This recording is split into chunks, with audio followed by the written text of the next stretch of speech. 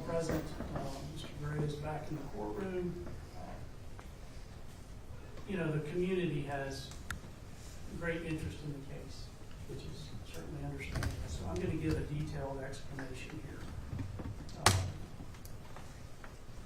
What the families are going through, what the community is going through is, it's undeniable pain.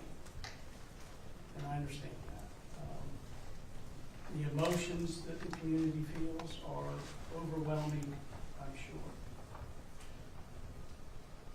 I don't know that you can, but understand that the law does not permit me to be emotional, and I'm constrained by the law. A statement was made, again, understandably, that I'm here to seek justice. Understand that at a bond hearing is not where justice is dispensed. Ultimate justice, in whatever form that takes, comes later through a jury trial. The law at a bond hearing is that the accused is presumed innocent. Now, that's despite whatever's been said about the case through the media or through a first appearance hearing or through any other avenue. As we sit here, the law presumes that Mr. Gray is innocent. No facts have been established in this case yet. Again, despite anything that's been said before. Those facts will come through other hearings, they'll come through a jury trial. Now, the legislature in the Supreme Court, and it's been referenced, have laid out factors that constrain courts in determining bond. One is a risk to flee. Now, what that normally looks like is someone has prior failing to appear at court convictions, or someone has in fact fled charges before. That is not what we have here. Another factor is the danger to the community. Now, if we assume guilt, that danger is obvious. But I'm not allowed to do that. He's presumed innocent as we sit here. There is no independent evidence that he's a danger to the community. There's no recordings of him in jail saying he's going to do this when he gets out. There's no prior crimes where he has done something else that puts those in the community in harm's way, which leads into the next factor, the risk of committing a felony while on trial. I think it was said that he's 54 years old, 50 some odd years old, has no prior felony convictions, has a 1998 or 99 marijuana misdemeanor charge. The fourth factor is intimidating witnesses. Generally, again, there's evidence of that. He's making jail phone calls, trying to get someone to change their story. He's making statements about what he's going to do so that this witness can't testify. We do not have that in this case.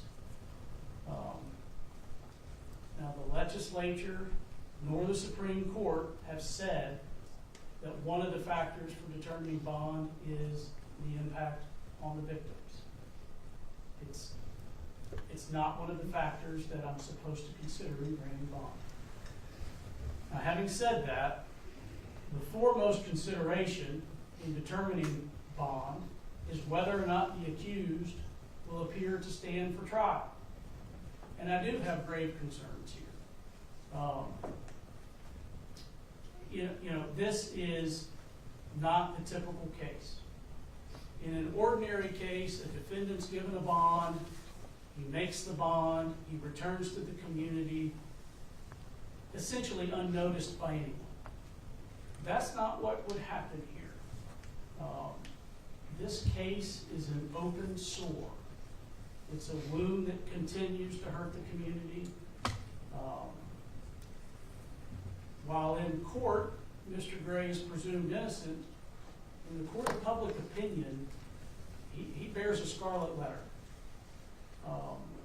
I don't believe that there's any way that Mr. Gray could return to this community as an accused often does when granting granted a bond. Now, his ties to this community are minimal. The state has pointed out that he has moved and lived in 6 or 7 different places over a relatively short period of time. I am allowed to consider the charges and the punishment that he faces if convicted. And were he to be convicted of these 29 charges, he faces the prospect of the rest of his life being in prison. And that is something I'm allowed to consider. So weighing all of these considerations, I believe that it is, one, required to give a bond, but 2, given the extraordinary nature of the case and the other factors, that it needs to be a high bond. I'm going to grant a $500,000 bond, which is necessary to ensure that Mr. Gray appears at trial. I'm going to require 10% of that to be a cash bond. As a condition of bond, he's to have no contact with any of the witnesses whatsoever. I'll declare order. Thank you.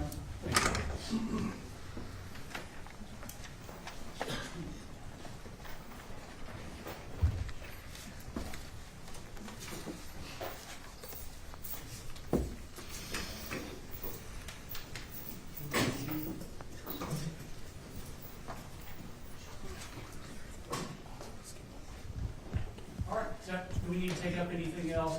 I know that we had a conference call, but there's a case that's not going to be, it's continued off of this trial calendar that I'm having court for today. I think the defense indicated you'd be filing motions in the next week or so, is that right? That's accurate, Judge. Yes, sir. Okay. After those motions are received, reviewed by the state, then we'll discuss a scheduling order. Thank you. All right, be excused. Yes, sir. Thank you.